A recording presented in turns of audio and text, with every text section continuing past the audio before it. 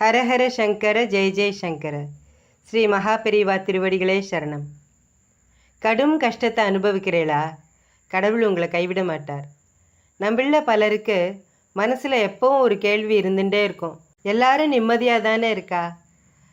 முதல்ல எல்லாருக்கும் கஷ்டம் கொடுக்குறவன் சௌக்கியமாக சந்தோஷமாக தானே இருக்கான். ஆனால் நான் மட்டும் ஏன் கஷ்டப்பட்டுட்டே இருக்கேன் அப்படின்னு நிறைய பேர் புலம்புவா. இந்த மாதிரி எண்ணம் மகாபாரதத்தில் பாண்டவர்களுக்கும் வந்தது. குருட்சேத்திர யுத்தம் முடிஞ்சது.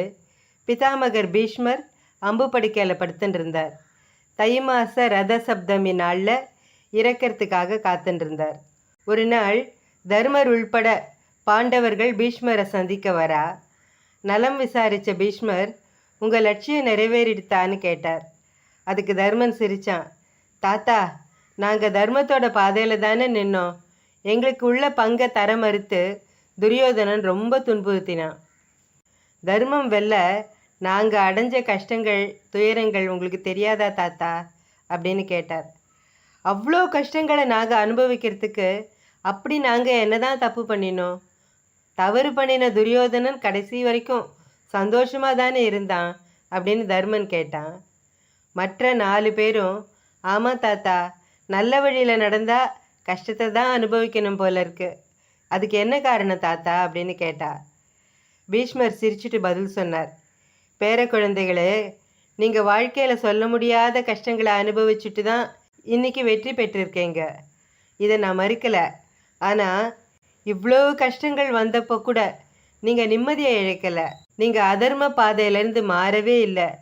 கஷ்டங்கள் வந்திருக்கலாம், ஆனால் நீங்கள் மகிழ்ச்சியை இழந்தீர்களா?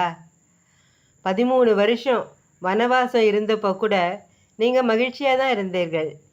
ஆனால் துரியோதனன் எந்த கஷ்டத்தையும் அனுபவிக்கலை.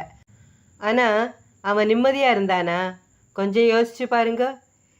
எப்போ பாரு உங்களையே நினச்சிண்டு உங்களுக்கு என்ன கஷ்டம் கொடுக்கலான்னு தான் அவனோட முழு எண்ணமும் சிந்தனையும் இருந்தது.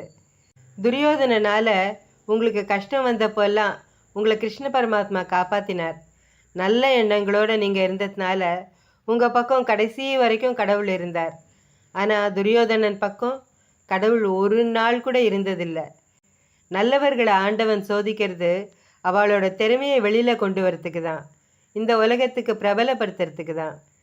எத்தனை கஷ்டங்களை அனுபவித்தாலும் தர்மத்தோட பாதையை விட்டு நீங்கள் யாரும் அகலாததுனால உங்களுக்கு பேரும் புகழும் கிடைச்சிருக்கு. நல்லவர்களை ஆண்டவன் சோதிப்பான், கைவிடவே மாட்டான். கெட்டவர்களுக்கு ஆண்டவன் அள்ளி கொடுப்பான், ஆனால் கைவிட்டுடுவான் அப்படின்னு சொல்லி முடித்தார் பீஷ்மர். உண்மைதான், ஆண்டவன் நமக்கு கஷ்டம் கொடுக்குறான்னா அவன் நம்மளை கைவிட மாட்டாங்கிற நம்பிக்கை இருந்தால் போகிறோம். மனசில் எந்த சந்தேகமும் வராது. கஷ்டம் கொடுத்த கடவுளுக்கு அதிலேருந்து நம்மளை காப்பாற்றவும் தெரியும்.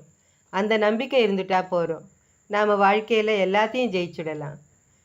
ஸ்ரீ மகாபெரிவா திருவடிகளே சரணம். ஹரஹர சங்கர ஜெய ஜெய சங்கர.